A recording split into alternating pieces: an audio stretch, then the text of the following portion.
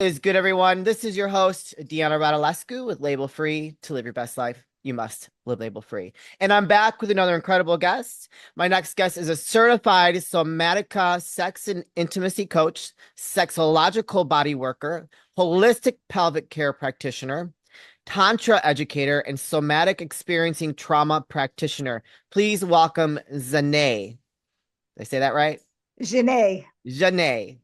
Okay. Well, I should have clarified that before we started recording, but welcome. I'm super pumped for this conversation. Thank you so much. I am super excited to be here and to help your audience learn how to improve their sex life. Like, we want to do that for everybody. Absolutely. And I feel like it's such an important part of our vitality. Absolutely. Yeah. But you not only just are a coach here, we're helping people improve their sex lives, but you also do retreats as well.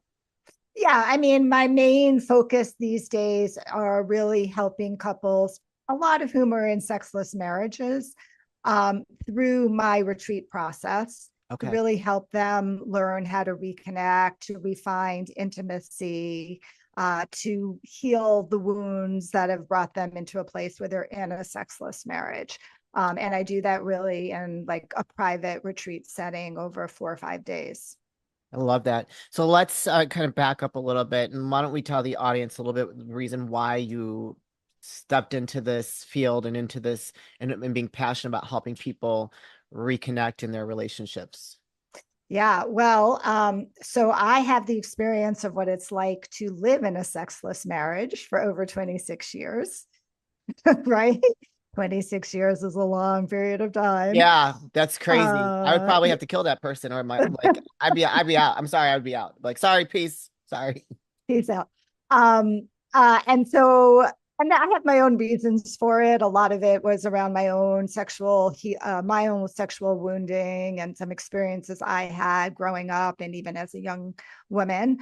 But when I left my marriage and really took a deep dive into my sexuality, it just became very clear that I was a lawyer by training, a healthcare lawyer. So I've always been in the healthcare field.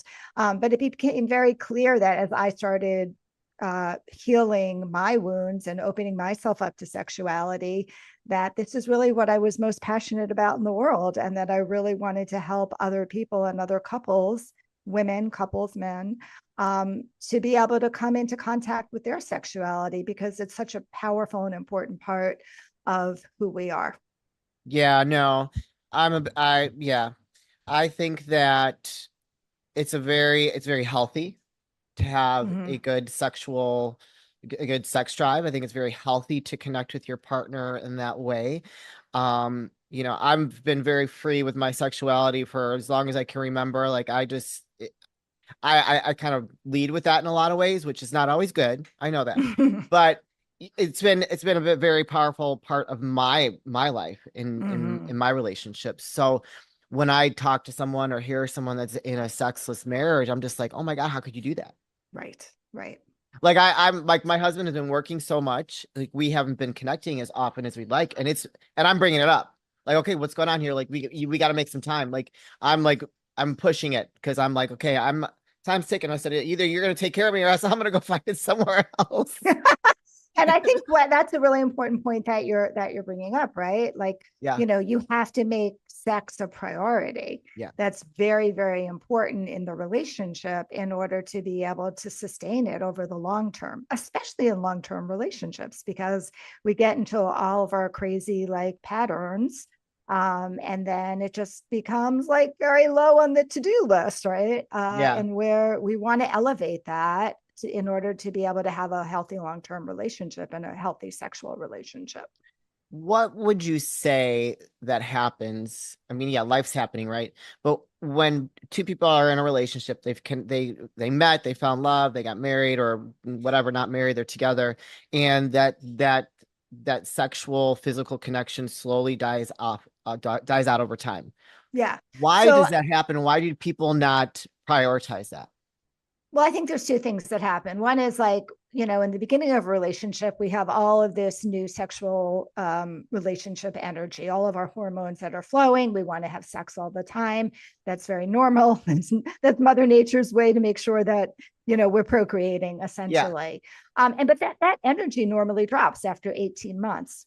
And yeah, right. And after that new relationship energy dissipates, the hormones actually come down.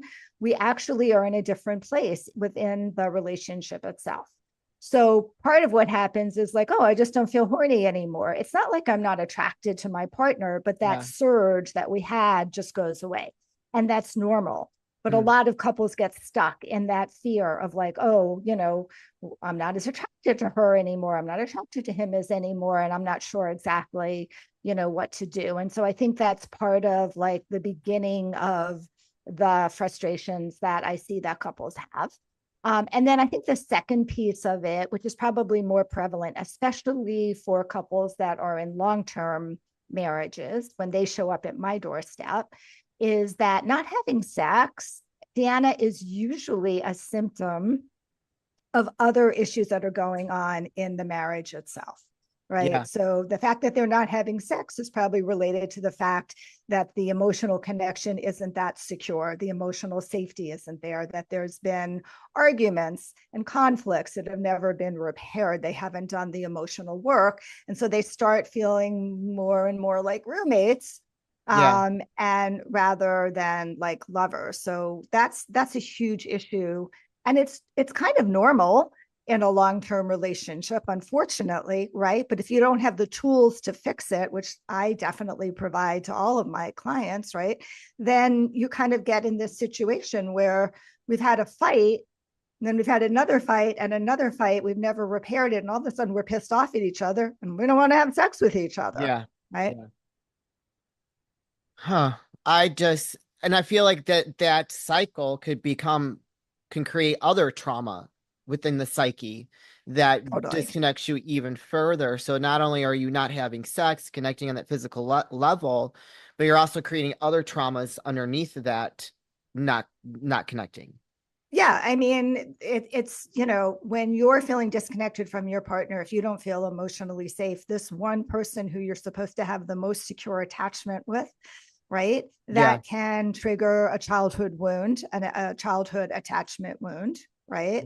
Okay. It can, it could make sex uncomfortable and painful, which was my own personal experience. And then therefore your body doesn't want to have sex anymore because it just wants to protect you from Wow. something that's, really challenging. Or it could just feel like not safe, not in a physically not safe way, but in an Emotional. Yeah. emotional way. And that can be very traumatic, where all of a sudden, like, again, this person that you've, this is your fairy tale, right? This Yeah. is your prince or princess who was supposed to walk into the room and save you. And all of a sudden you look at them and you're like, oh wow, like this Yeah. isn't what I bargained for.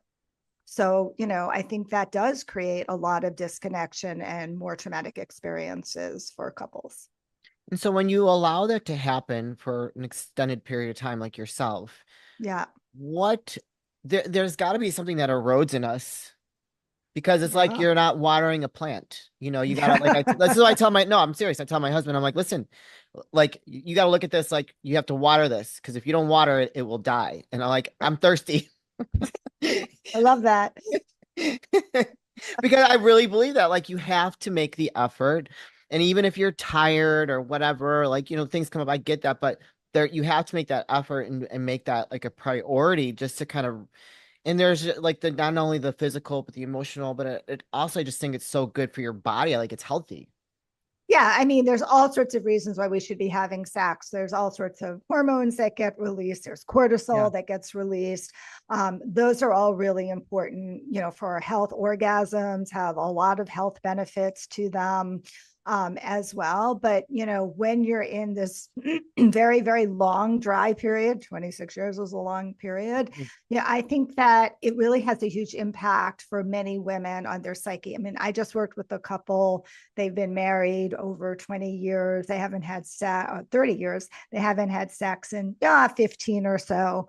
Right. And what the woman said to me is like, I just felt so broken, like I wasn't attractive, that there was something wrong with me. Right. And that was my experience too. I didn't feel sexy. Right. I didn't Yeah. feel like attractive to my partner or to any other person. I wore like, I was pretty thin, but I wore like these big, bulky clothes to hide my body. And there's a lot of shame that shows up when you're in that type of experience. It happens for women, but it happens for men as well. Mm. They feel rejected, right? They feel like I can never like meet the needs that, meet her needs. Very, Mm. very frustrated around that as well.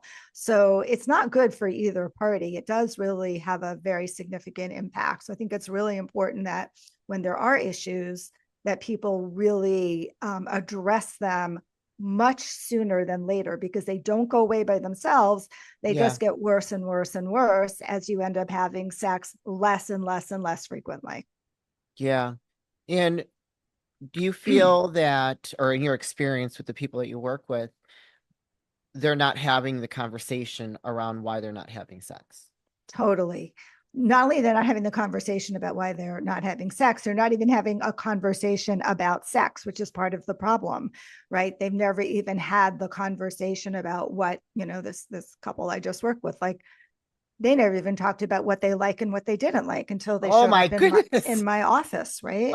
But honest to God, that is not an uncommon experience with I believe it. many, many, many couples. It's a very, very significant problem, and it can be addressed.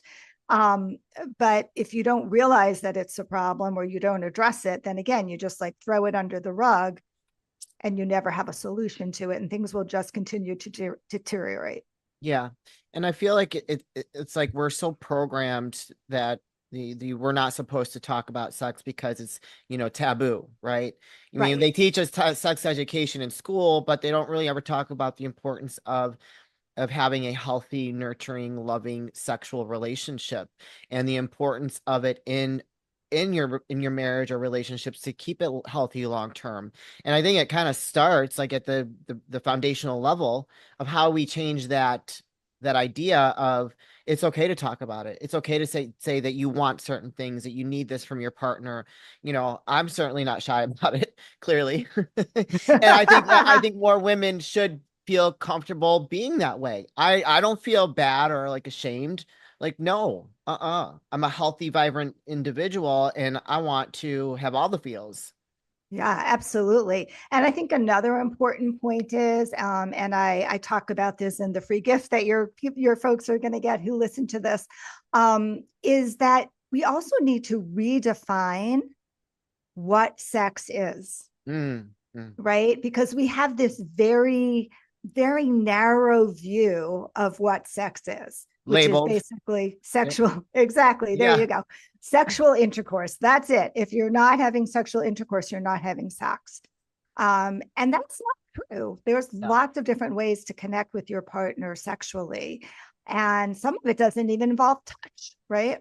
Yeah. So the more we can really widen the definition of what sex is, the more we're able to find places where we can connect with our partner, even if we're not in the mood to have sexual intercourse. Maybe we just lie naked with each other, or maybe we give each other a massage, or maybe we just talk dirty, Yeah. you know? And Yeah. that's also, in my view, any type of erotic experience is having sex. So we really, really, yes, label free, right? Yeah. We really, really need to take that label off, and find a new definition for what sex is in our relationships. So with the couples that you work with, and especially specifically the women, I want to focus on women because I feel like when we lose disconnect from that part of ourselves to even like, and this is just experience with conversations I've had with other women in my life, that you come to a point where you're almost ashamed to talk about it. Mhm. Yeah, And yeah. so like if you going through your coaching with these people, like how do you get them to drop that shame and look at it from a much healthier place? So shame is one of those things, right, that happens inside of ourselves. right? Yeah. It's an alone thing. Like you can't feel shame without feeling like it's just internal inside of you. Not that I am bad, or not that I did something bad, but I am a bad person.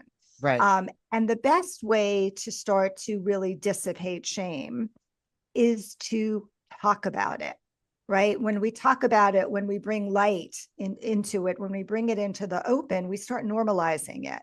And that's really important, right? So Yeah. I say to women, just me talking about my own story, the book that I wrote that, Yeah. has my story in it, people read that and they're like, I can so relate to you. And I felt so much better knowing that I'm not the only person, because most women think they're the only person Yeah. that's really struggling around this, but you're not. And so beginning to talk about it with a coach, with a therapist, with a girlfriend, with your partner, really starts to help you take a breath and be like, Yeah. okay, I'm not the only person. I can start to allow some of that shame to dissipate. And I think I spend a lot of time in my retreats de-shamifying. I don't know if that's a Yeah. real word, but that's what we use. De-shamifying the culture around sex, people's beliefs around sex, the shame that people experience as well, especially women, because we've been so socialized to feel that sex is dirty, sex is shameful, if we go outside of the marriage, if we have sex before we're married, Right. right? Like all of the ways in which society puts those conditionings upon us really creates a tremendous amount of shame for women. And recognizing that is really important as well. Yeah, for sure. I totally agree with you 1000%. And like what happens in that relationship when you're working with a couple and you're peeling away those layers, those labels of shame and because I mean a man has to feel certain things too, not just the female. Yes, no, everybody everybody has a lot of experience around that. Well, it's very freeing. They'll say to me like, "Oh, like I feel like a whole weight has been lifted off of my shoulders. Yeah. Like this is something that I never thought I'd be able to experience, or this is a conversation I never thought I'd be able to have with my partner. But here we are sitting in front of you, Xanet, and we're talking about our fantasies, and we're talking about how we want to be touched, and we're giving our partners feedback. I never thought that we would be able to do something like that. So I think it's so eye-opening for them. They get so many like ahas, right? And are able to walk away with like a whole new understanding of their partner. That's really the key thing, a whole new understanding of Yeah. themselves and what they want, and then also how to interact with their partner and what pleases their partner as well. Because, Deanna, we all want to please our partner. And I see this Yes. particularly with men. Men really want to turn their partner on. But what they don't understand, which I also talk a lot about in some of my videos and my free gift, is there's a huge difference between women's arousal and men's arousal. Yes. And because we've never been educated about it, a lot of men particularly expect that a woman's going to get aroused the same way that he does. Yep. That's just not true, Yeah. not in any way, shape, or form. So that the education is a huge piece of being able to change behavior and change patterns. Wow. Yeah. And it's not an immediate fix. Like someone is listening to this and they're like, "Oh, I can relate to this. I'm having issues in my marriage. It's been a long time now." Like it takes a little while to kind of rebuild that trust between you and your partner. Because I would say I would think it's got to be trust because Yes. somewhere along the way you've gotten uncomfortable with being naked together, touching each other, and you lose trust there, right? And so like that's got to be an interesting rebuild Yes. between that those people. Yeah, and a lot of it is the emotional work that we do, Yeah. right? Before we can even like delve into the physical contact, the physical intimacy piece, we've got to work through some of the emotional conflicts and they have to feel like they're emotionally safe with each other. And I work with a lot of couples where there's been affairs and betrayals, a lot. I would say that's a huge percentage. And that can be very challenging for people, obviously. But if they're here, if they're showing up in my office, then I know that they're really wanting to get past it and using that experience as an opportunity to learn and for personal growth and to create more connection and intimacy with them. Yeah. Um, but it doesn't always happen quickly. This couple that I just had here, they did really well. They were they were coming from an affair, a very, very long one. Ooh, And yeah, and but by the end of the retreat, they were like learning how to give each other sensual massages. So that was a huge step, right? And that's yeah. not uncommon. That's not an uncommon experience. Couples that are in sexless marriages come to my retreat, and by day 3 or 4, they come back and they're like, "Oh, we had like this great sexual experience that we haven't had in like 4 years." I'm like, It's "Fantastic! amazing. It's That's gotta feel amazing. so rewarding for you. It's wonderful." But I'm super happy to help save marriages, Yeah, to save absolutely. save relationships. Yes, amen, amen to that. More happy relationships, less divorce. Like, let's keep things like on. We can never stop learning and improving and being a better partner to the person that we love. Right. You know, Absolutely. Absolutely. what would you say gives more pushback, the male or the female when you start this work? Ask me that question The, one more time. so who typically gives more pushback when they start this process, the male or the female? I'm just curious. Pushback. Because they both have to be willing to want to start, but it's got to Yeah, be I a very I mean, uncomfortable. so I go through a screening process with all of my couples, Oh, and if okay. I feel like there's one part of the couple that's really not into it, I won't have them come to a Oh, okay. retreat, because it's not going to work. Like Right. both people have to be a hell yes. Like we both acknowledge this is a problem. We don't know how to fix it, but we're willing to do the work. Yeah. In the other situation, you'd have to work with just one of the partners, a partner that was willing, Yeah. right? And help them, see what's going on for them. But it's impossible to do work with a couple, for me at least, unless they're both like 100%, in. Yeah. Amazing. Yeah, Um, Xanet, where can people find you, connect with you? You mentioned a free gift where they yeah. can learn because you work with people via Zoom. They don't have to be local to you, right? Um, Not exactly. I host retreats in Asheville, North Carolina, in a beautiful, sexy Airbnb with its own hot tub and a Ooh. sexy space and a sex chair and a yoga Oh, swing. I And love I it. know y'all need to come here. Yes. Because I find that the in-person work, my retreats are very intensive, over a 3 hour period, over four Oh, or wow. 5 days, right? So it actually has to happen in person. And then I'll continue coaching with them after I've worked Okay. with them, or a group retreat. But the way they can reach me and access my free gift, which is a really, you said like it takes a while, but not always, right? And so I created this amazing free gift. It's called 20 Minutes to Better Sex. It's got 7 3-minute videos that you can watch with your partner right away. And it's going to give you some very specific tools and tips, as I've already mentioned a couple of them, that will kind of immediately improve your sex life. And you can find that free gift at howtoimprovemylovelife.com. How to improve mylovelife.com. And that's the best way to connect with me as well. Excellent. You guys, I'm going to put that link in the show notes. It will be here on the screen if you're watching. So do not hesitate to go click that link, check Xanet out, and you share if you know somebody that needs this. I mean, we all deserve to have a very healthy, fulfilling, great sex life. Like it is our vitality. Do not let it dry up. Water it. I love it. Water it.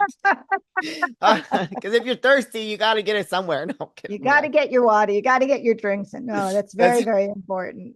yes. Janae, sorry. This is the part of the show I like to ask for last words of wisdom or advice. What would you like to leave with us today? What I'd like to tell everybody is that pleasure is your birthright. And if you're not having pleasure in your body, if you're not having pleasure with your partner, you need to address it. Yeah. And there's Amen. help and support out. There's help and support for everyone out there.